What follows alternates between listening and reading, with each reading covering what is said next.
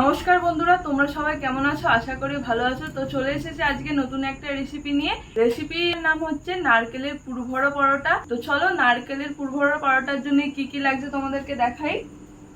তো এখানে আছে দেখো নারকেল কোড়া, নারকেলটা আগে ভেঙে কোড়ানো হয়ে গিয়েছিল। এখানে আছে আটা আর ময়দা দুটো মিক্স করা, মানে হাফ হাফ। আর এখানে আছে চিনি, নুন আর সাদা তেল। খুবই কম উপায়ে এই পরোটাটা তৈরি হয়ে যাবে আর খুবই সহজ। তো চলো তোমাদেরকে দেখাই। প্রথমে কি করব, নারকেলের কোয়াতে একটু চিনি মিশিয়ে নেব। তোমরা যেরকম মিষ্টি খাবে সেই রকম অনুযায়ী চিনিটা দিও।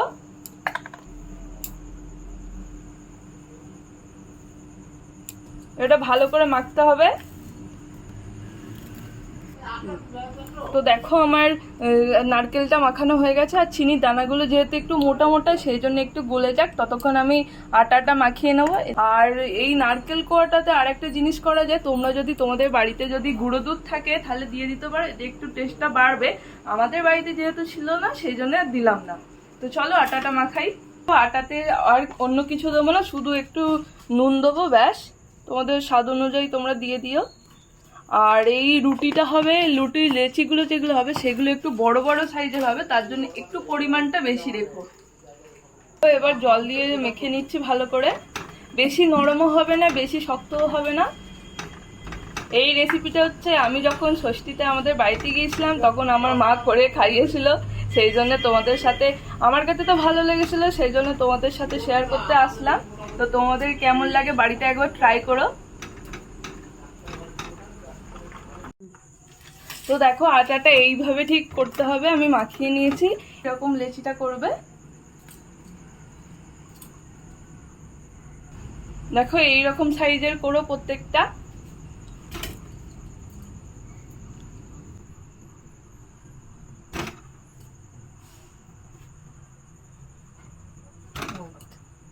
তো দেখো আমার এখানে লেচি কাটা হয়ে গেছে, এবার গোল করে নেবো।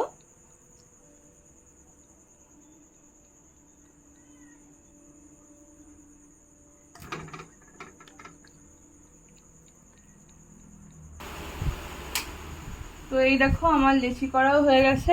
পরোটাটা বেলবো। পরোটাটা বেলার জন্য একটু শুকনো আটা দরকার আছে, তাহলে নিয়ে নিচ্ছি।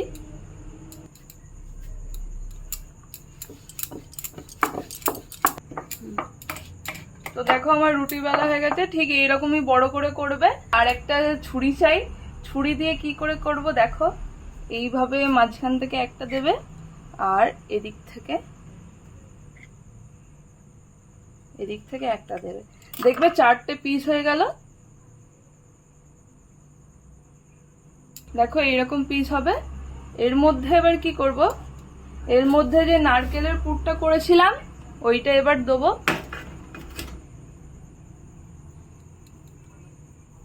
দেখো এইভাবে দেবে, তারপর এইভাবে ফোল্ড করে দেবে, মুড়ে দেবে। এইভাবে হাত দিয়ে চেপে দেবে যাতে না ভেতরের পুরটা বাইরে বার হয়ে আসে। আমার আটার মাখাটা একটু নরম হয়েছিল বলে আমারটা বন্ধ হয়ে গেছে। যদি তোমাদেরটা না বন্ধ হয় তাহলে এই সাইডগুলোতে একটু অল্প করে করে জল দিয়ে বন্ধ করো, দেখবে হয়ে যাবে। তো এবার আমি কি করবো, এটাতে হালকা অল্প অল্প করে একটু ডিজাইন করে দেবো একটা কাঁটা চামচের সাহায্যে। তো দেখো একটা রেডি হয়ে গেল। এভাবেই সবগুলো করে নেবো। এগুলো রেডি করা হয়ে গেছে। এবার আমি এটা গরম করতে দিয়ে দেবো। পরোটা যেভাবে হয় আর কি, দুদিকটা অল্প করে সেকে তেলে ভাজতে হয়, সেই রকমই করতে হবে। তোমাদেরকে তবুও দেখিয়ে দিচ্ছি আমি। তো কড়াই গরম হয়ে গেছে, এবার দিয়ে দেবো।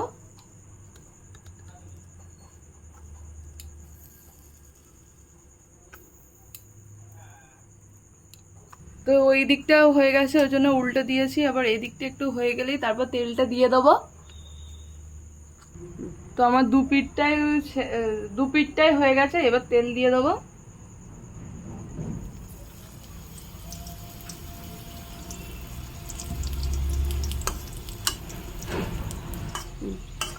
তো দেখো আমি উল্টে পাল্টে সবগুলোই ভেজে নিয়েছি, এবার নামিয়ে নেবো।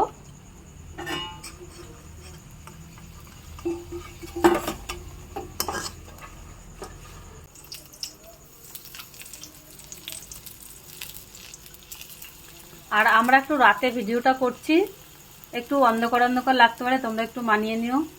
আমাদের সামনে লাইট নেই, সব লাইটগুলো পেছনে নিজেদের ছায়াগুলো পড়ছে।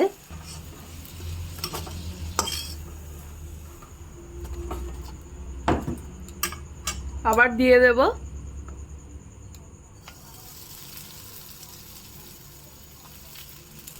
দাঁড়া, নে। এইভাবেই সবগুলো ভেজে নেব, তাই তো? তো এইভাবেই সবগুলো ভেজে নেব। দেখো আমার সবকটা ভাজা হয়ে গেছে, তো চলো বাপিকে টেস্ট করার জন্য দিই, কি বলে দেখা যাক।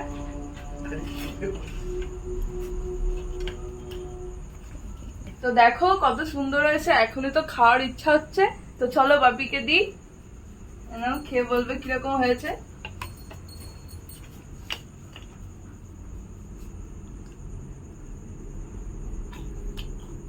আর একজনা দেখো হ্যাংলার মতো তাকিয়ে আছে।